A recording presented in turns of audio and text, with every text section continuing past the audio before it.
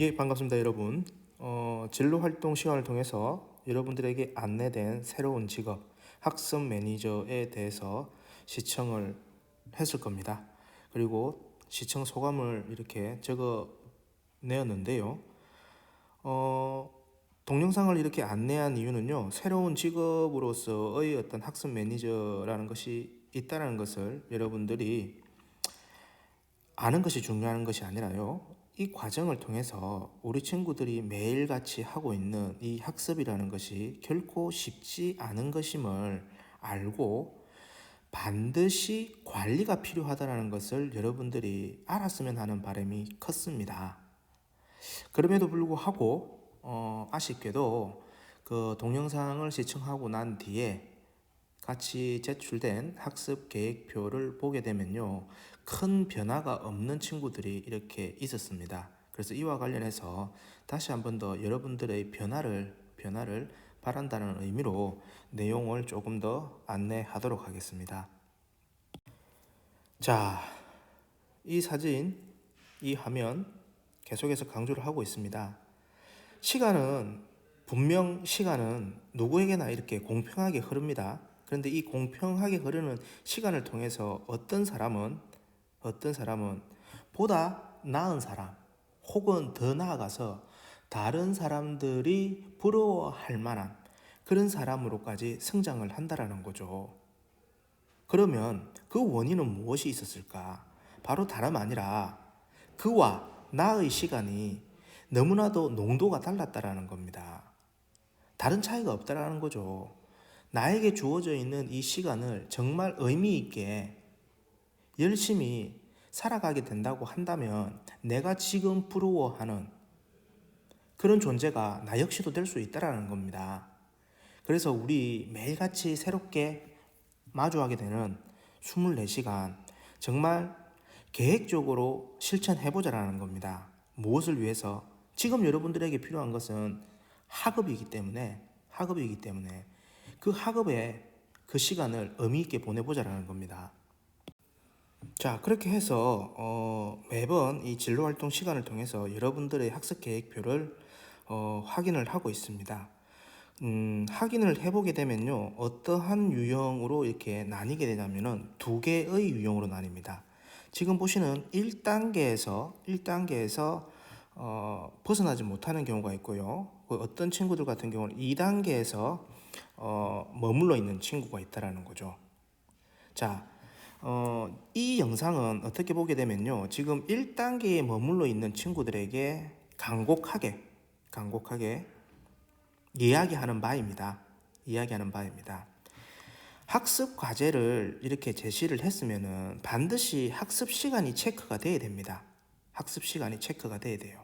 근데 대부분의 학생들이 이 학습 시간 체크를 안 하고 있습니다. 그냥 학습 과제만 덩그러니 제시만 한다라는 거죠. 그런 친구들 실천하기 힘듭니다.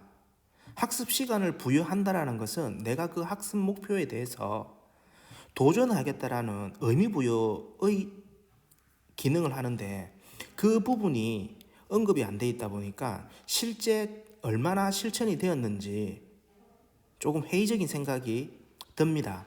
그런데 경우에 따라서는 본인이 갖추고 있는 역량에 따라서 학습 시간 체크가 안 될 수도 있어요. 예, 인정하겠습니다. 충분히 가능한 일입니다. 그런 학생들 많습니다. 그래서 그런 친구들은 제일 먼저 해야 될 게 뭐다? 바로 이 규칙적인 생활이랍니다. 규칙적인 생활. 생활이 최소한도로 규칙적으로 이루어져야 된다는 거죠. 이걸 먼저 합시다. 그리고 이러한 규칙적인 생활이 전제가 된다라고 한다면은 이제 선생님이 조금 전에 얘기했던 학습 내용별 시간 체크를 해 나가자라는 겁니다. 이 시간 체크 하셔야지만 뭐가 가능하냐면 역량이 분석됩니다. 역량이 분석이 되어야지만 우리가 의도하는 정말 선생님이 이야기하는 실천 가능한 학습 계획표를 여러분들이 수립하면서 매일 그 학습 계획표를 실천하면서 자존감을 올릴 수가 있다라는 겁니다. 그래서 나의 수준이 현재 나의 수준이 현재 규칙적인 생활 자체가 안 되고 있다라고 한다면 규칙적인 생활 만들어 봅시다. 특히 우리 학교는 기숙사가 있습니다. 기숙사가 있어요. 그래서 학교에서 보내야 되는 시간이 상당히 많습니다. 그래서 이 부분은 등교 개학 전까지 여러분들이 반드시 습관화를 시켜야 되겠습니다. 그리고 규칙적인 어떤 생활이 전제가 된 친구들은 이제 학습 내용별로 시간 체크하는 걸로 도전해 봅시다. 자, 다음은 이제 실천의 단계에 있는 2단계죠. 2단계. 실천 과정에서 어떤 문제가 발생하는 친구들은요, 역시 그 원인이 어디 있냐면 역량에 있습니다. 역량이 미진하기 때문에 실천 과정에서 발생한다라는 거죠. 근데 지금 이런 학습 계획표를 세우고 실천하고자 하는 바는 뭐냐면은 역량을 신장시키는 거잖아요. 다시 말해서 지금 여러분들은 이 학습 계획표를 수립하고 실천하는 과정 속에서 한계에 어떻게 보면은 다다랐다라고 생각할 수 있습니다. 지금 나의 한계, 지금 내가 갖추고 있는 역량의 수준에 다다랐다라고 할 수 있는 거죠. 그러면은 방법은 두 가지가 있습니다. 여기서 무릎을 꿇느냐, 아니면은 이 역량의 한계를 디디고 다시 한 번 더 도약하느냐의 문제라는 거죠. 그래서 이 후자에 해당하는 내가 지금 갖추고 있는 이 역량을 넘어서서 도약하기 위해서는 반드시 뭐가 필요하다?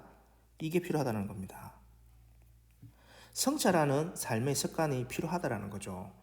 매일매일 하루의 계획된 과제들을 수행하고 잠자기 전에 그 하루를 돌이켜보면서 자신의 어떤 미약한 점, 부족했던 점을 정확히 캐치해서 이 부분들을 보완해 나가야 된다는 겁니다. 근데 이 부분이 제대로 안 되게 되면은 실천 과정에서 역량을 한 단계 넘어서는 과정이 계속해서 지연이 되는 겁니다.